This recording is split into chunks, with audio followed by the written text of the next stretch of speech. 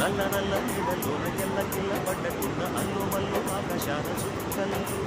అమ్మాయంటే జాబిల్లమ్మ అబ్బాయంటే సూర్యుడమ్మ ఇంటిది బలబలది ఎవరికి పారే యమునకు నీరే రేపు నీరు నావదంట నావతోడు రేపుదంట పంచుకుంటే గోరు వంక వాడగాని గోపురానికి స్వరాల గణగణ గంటలే మోగలేలా గోపబాలుడొచ్చినాక గోకులానికి కిలకిలా పువ్వులే పుట్టలేదా